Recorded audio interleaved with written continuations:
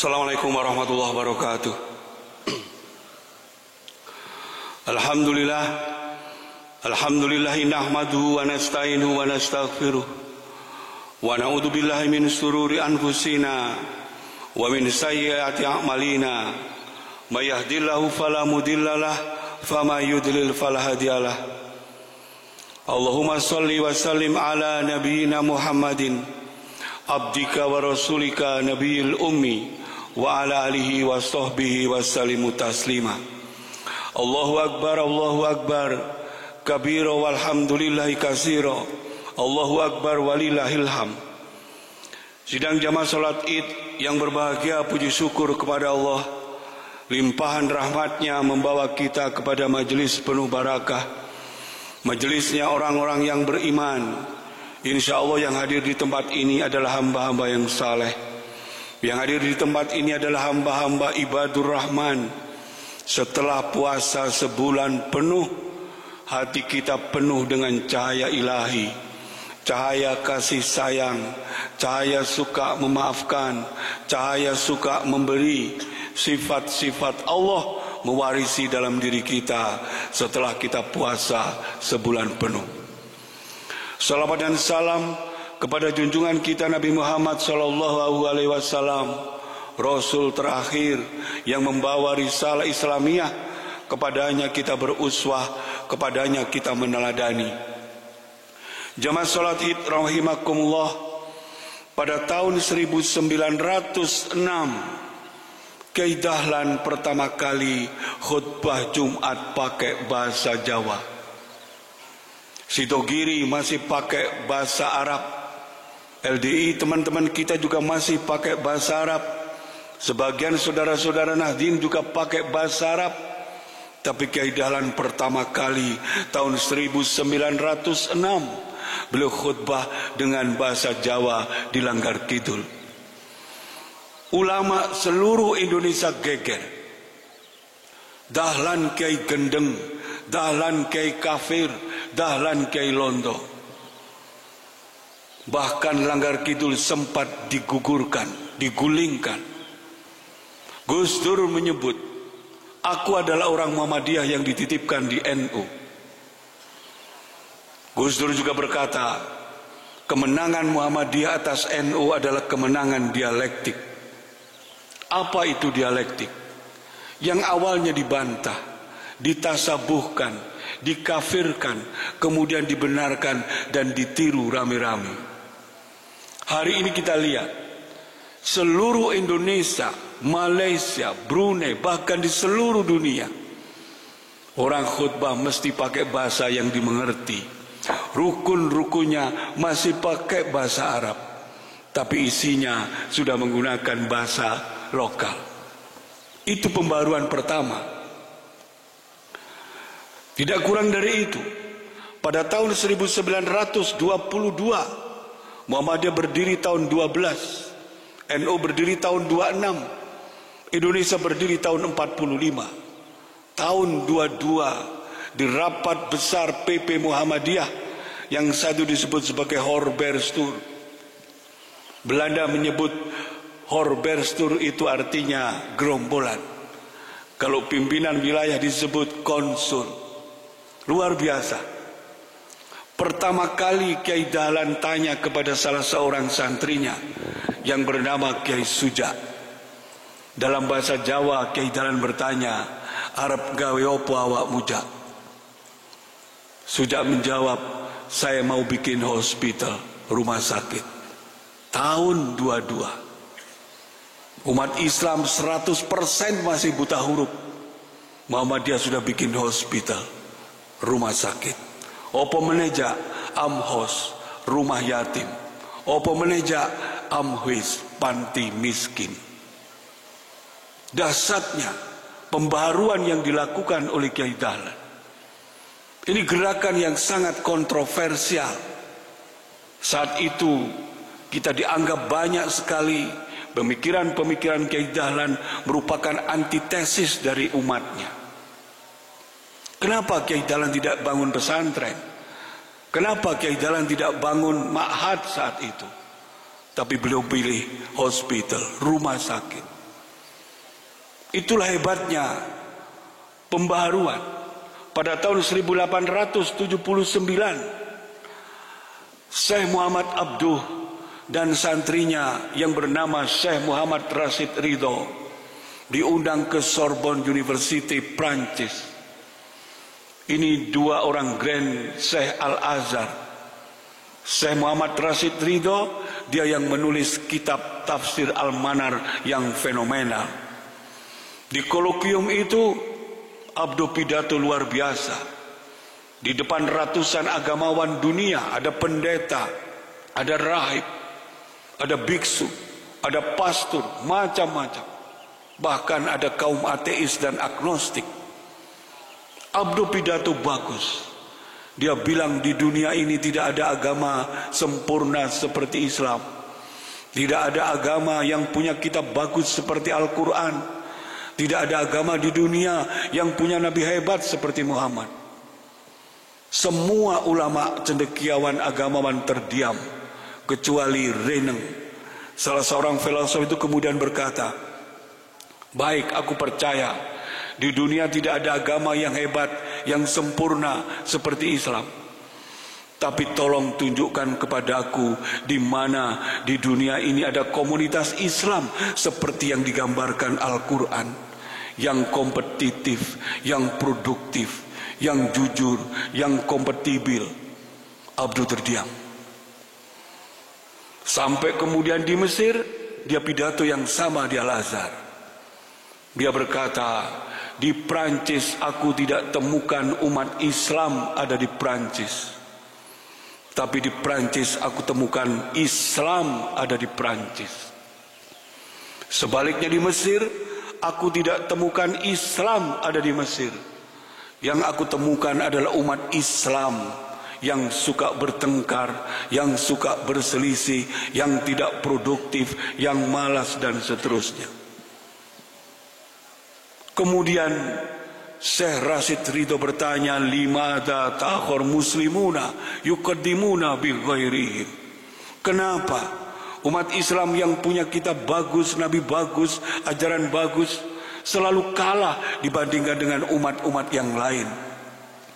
Maka dijawab oleh Abduh, al-Islamu mahjubun bil muslimin. Karena Islam, cahaya Islam, ajaran Islam ditutupi oleh kebodohan umat Islam. Allahu Akbar, walillahilham. Jamaah sholat Id, mari kita kemukan kembali momen kebangkitan Islam itu lewat sholat Id ini. Saya bersyukur hari ini kita menjumpai di Indonesia ini adalah umat Islam yang sangat religius. Negara kita pernah tahun 21 dinobatkan sebagai negara paling loman sedunia, negara filantropi. Indonesia ini negeri yang paling loman, suka memberi, suka bersedekah. Dalam sebuah hadis disebutkan, ada 10 sahabat Nabi Muhammad SAW yang namanya langsung disebut lewat lisan Kanjeng Nabi masuk surga tanpa dihisab. Ada 69 atau 70 dengan ukasa, tapi tidak disebutkan namanya. Tapi yang 10 ini khusus oleh Rasulullah SAW disebut lewat lisan beliau yang mulia. An Abdurrahman bin Auf qala Rasulullah SAW, Abu Bakar fil jannah, Umar fil jannah, Utsman fil jannah, Ali fil jannah, Sa'ad bin Abi Waqqas fil jannah, Abdurrahman fil jannah, Abu Ubadah fil jannah, Ibnu Jarrah fil jannah, Sa'id bin Ubadah fil jannah. 10 orang. Nama saya tidak katut, nama jamaah juga tidak katut. Berarti jangan harap masuk surga tanpa dihisab. 10 orang. Saya tidak akan cerita tentang Sayyidina Abu Bakar. Saya akan ceritakan tentang Abdurrahman bin Auf. Abdurrahman bin Auf ini adalah seorang sahabat Nabi yang kaya raya, yang hartanya kalau dibagi-bagi kepada penduduk Mekah lebih. Ontanya ribuan, dombanya berbukit-bukit, Kebun kurmanya berhektar-hektar. Kemudian dia hijrah. Ketika hijrah ke Madinah, dia tidak bawa apapun kecuali sehelai kain. Satu dipakai, satu buat ganti. Istrinya ditinggal, keluarganya ditinggal karena belum diberi hidayah. Kebun, domba, onta, kuda, semua ditinggal. Di Madinah, dia menjadi orang paling miskin se-Madinah. Oleh Rasulullah SAW, para sahabat Nabi terbelah menjadi dua. Yang pertama kaum muhajirin, itu orang-orang yang pindah dari Mekah ke Madinah. Dan orang-orang Ansor, yaitu orang-orang muslimin yang mukim di Madinah. Dalam At-Taubah 100 disebutkan wasabiqunal awwalun minal muhajirina wal ansor walladina tabahum bi ihsan. Ini ayat tentang salaf, bukan salafi. Bahwa kaum salaf, sahabat, terdiri dari dua, yaitu kaum muhajirin dan ansor. Oleh Rasulullah SAW, orang-orang yang hijrah dari Mekah ke Madinah dipersaudarakan dengan saudara-saudaranya yang mukim di Madinah. Abdurrahman bin Auf, sahabat yang kaya raya itu, disepersaudarakan dengan Said bin Abu Ubadah, orang terkaya di Madinah. Said berkata, "Wahai Abdurrahman, aku punya istri, silakan kau pilih sisanya aku. Aku punya ribuan kuda, silakan kau pilih sisanya aku. Aku punya rumah, punya domba, punya kebun, silakan kau pilih sisanya aku." Apa kata Abdurrahman? "Wahai Said, aku tidak butuh istrimu, aku tidak butuh kebunmu, aku tidak butuh kudamu, tapi tunjukkan kepadaku di mana ada pasar." Abdurrahman itu ahli berdagang, maka ditunjukkan kepadanya pasar. Qadarullah, dalam kurun 3 tahun Abdurrahman kembali menjadi orang paling kaya di Madinah. Hartanya kalau dibagi-bagi kepada penduduk Madinah lebih. Kemudian Rasulullah SAW berkata kepada Sayyidina Abu Bakar, "Wahai Abu Bakar, katakan kepada Abdurrahman bahwa dia nanti masuk surga dengan cara merangkak." Stres, Pak. Kelas sahabat elit sekelas Abdurrahman diberitahu masuk surga dengan cara merangkak, stres. Kalau saya, jangankan diberitahu masuk surga dengan cara merangkak, ngesot saja tak lakoni. Para jamaah sekalian, sampai di rumah dia berkata kepada istrinya, "Wahai istriku, aku nanti akan sholat subuh bersama Nabi." "Kenapa wahai suamiku?" "Karena Abu Bakar berkata kepadaku bahwa kita nanti masuk surga dengan cara merangkak."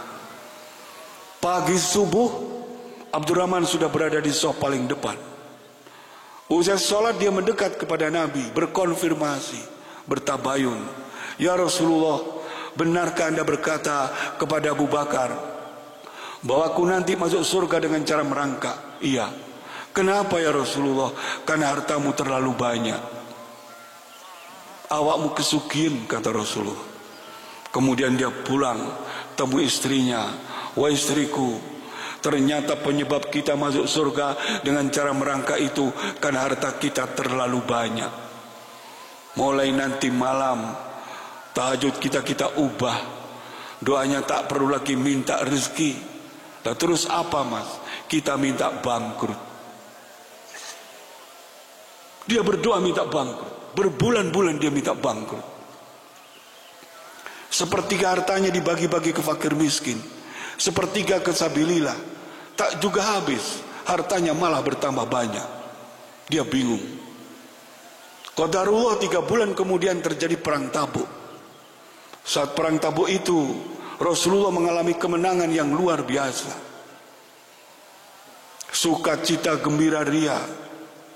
Tapi kemudian setelah sampai di Madinah, sukacita, gembira, ria berubah menjadi duka, menjadi kesedihan yang mendalam. Kenapa? Karena panenan penduduk Madinah membusuk, kurmanya busuk, gandumnya busuk. Terbayang kemelaratan, kemiskinan. Kemudian seluruh Madinah berduka kecuali Abdurrahman bin Auf. Dia berkata kepada istrinya, "Wahai istriku, doa kita diijabah oleh Allah." "Kenapa, Mas?" "Panenan penduduk Madinah membusuk. Mari kita beli panenan membusuk itu dengan seluruh harta kita." Seluruh hartanya ditukar dengan kurma busuk. Harga kurma naik 2 kali lipat. Sekarang penduduk Madinah tak lagi sedih, semuanya bergembira. Begitu juga dengan Abdurrahman, menjadi gembira karena dia menjadi orang paling miskin di Madinah.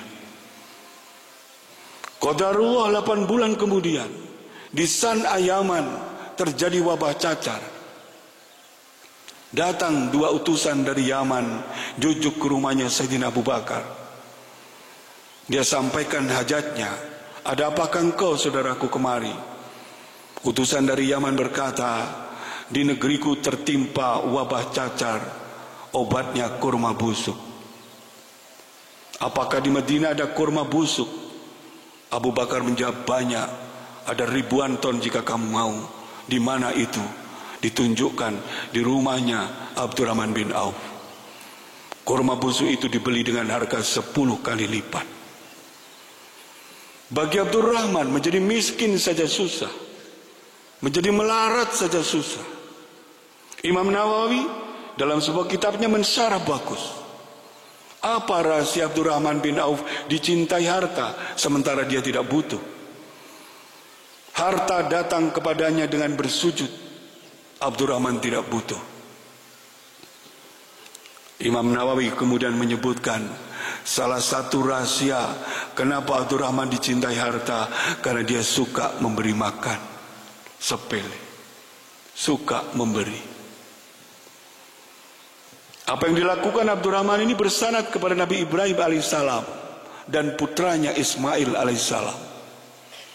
Usai keduanya bangun Ka'bah, mereka sholat 1000 rakaat di setiap sudut Ka'bah. Kalau ada 4 sudut, berarti Nabi Ibrahim alaihissalam dan putranya Ismail alaihissalam sholat 4000 rakaat. Kenapa Nabi Ibrahim alaihissalam bisa sholat 4000 rakaat dalam satu waktu? Karena Nabi Ibrahim alaihissalam adalah Nabi yang diberkati. Kenapa diberkati? Karena kita doakan setiap tahiyat akhir, "Wa barik ala Muhammad wa ala ali Muhammad kama barakta ala Ibrahim wa ala ali Ibrahim." Keberkahan.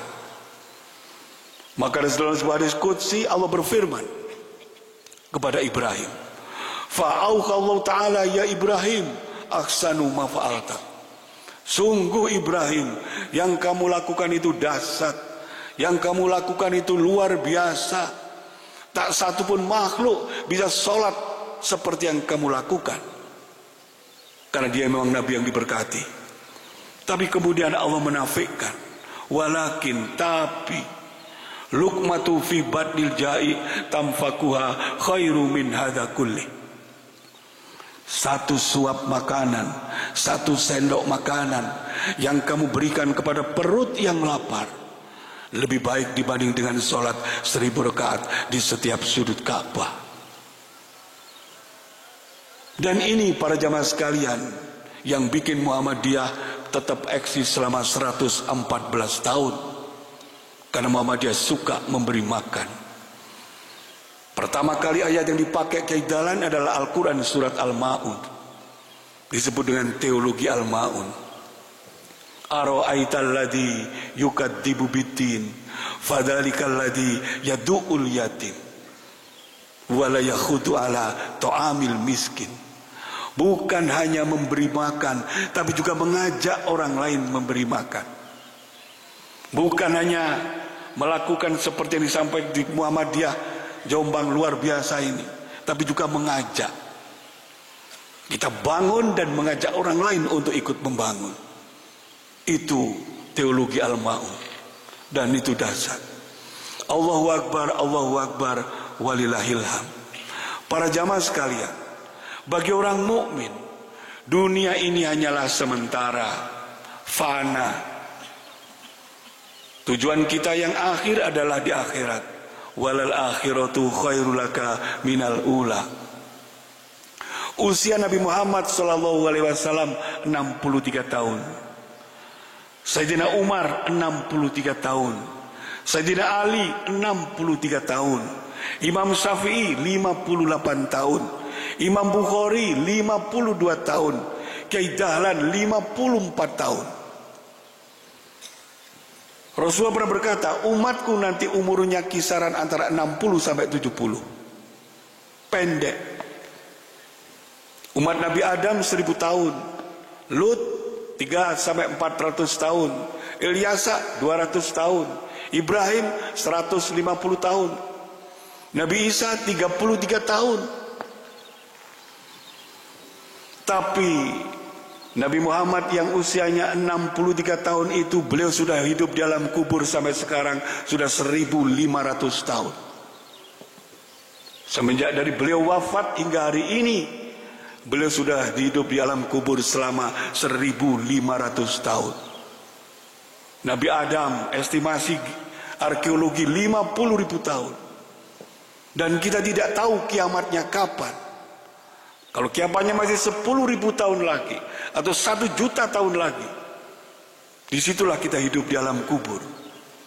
Pendek sekali berarti usia kita di dunia. Itu baru alam kubur, belum nanti di alam akhirat.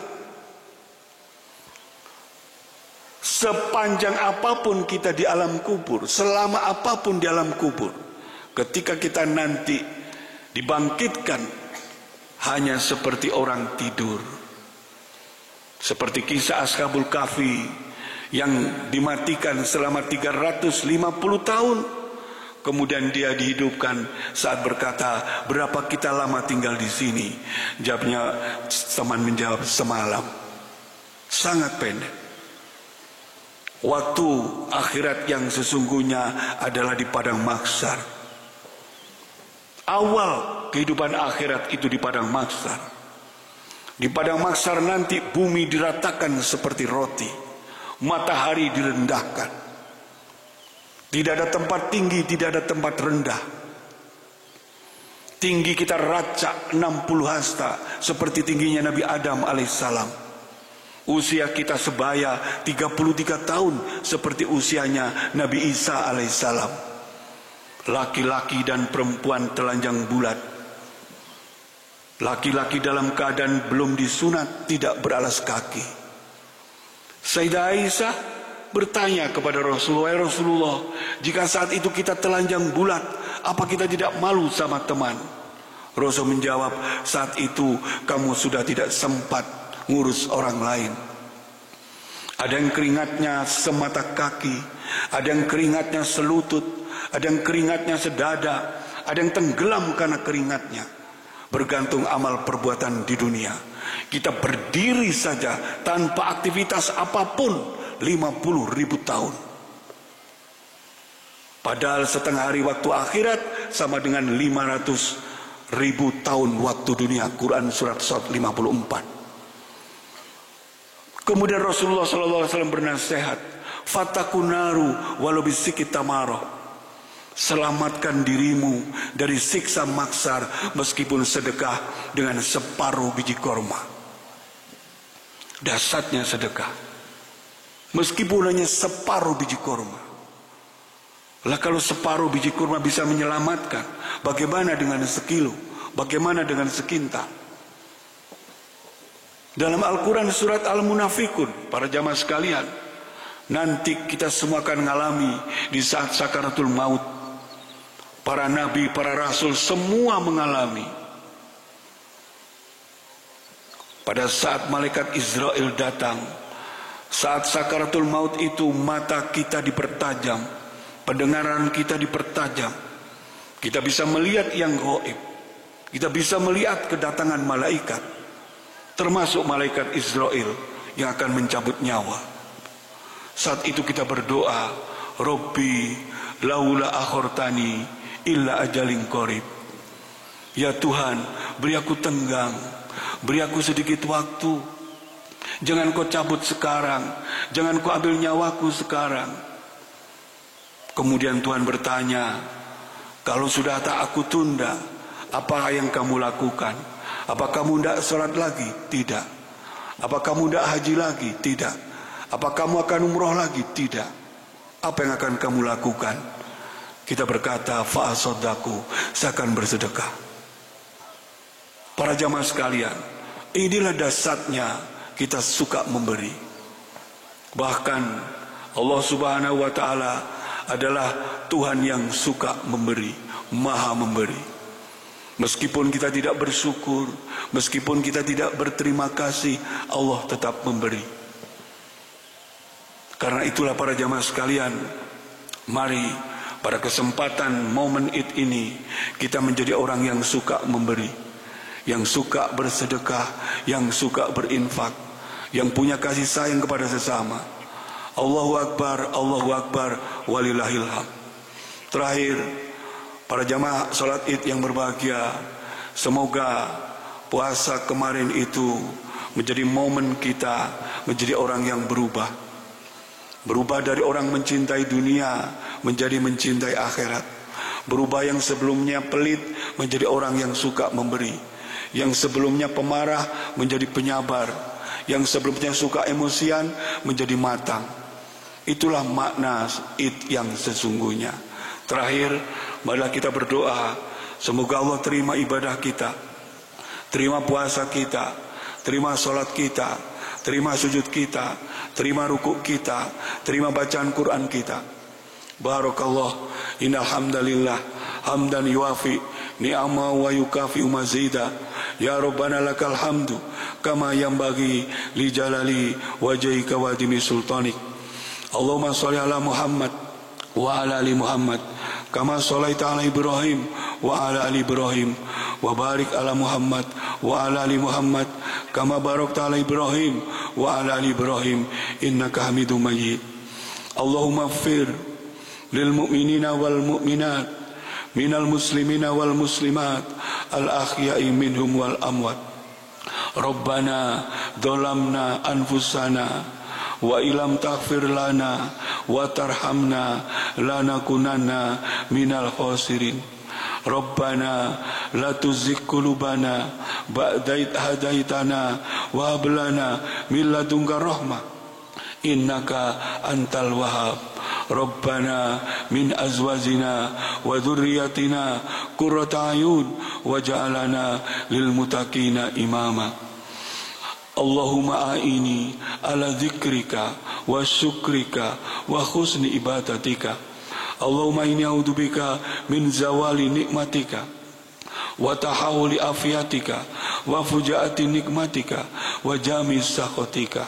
Allahumma a'ini ala dzikrika wa syukrika wa husni ibadatika. Rabbana atina fid dunya hasanah wa fil akhirati hasanah wa qina adzabannar. Subhana rabbika rabbil izzati amma yasifun wassalamun alal mursalin walhamdulillahi rabbil alamin. Assalamualaikum warahmatullahi wabarakatuh.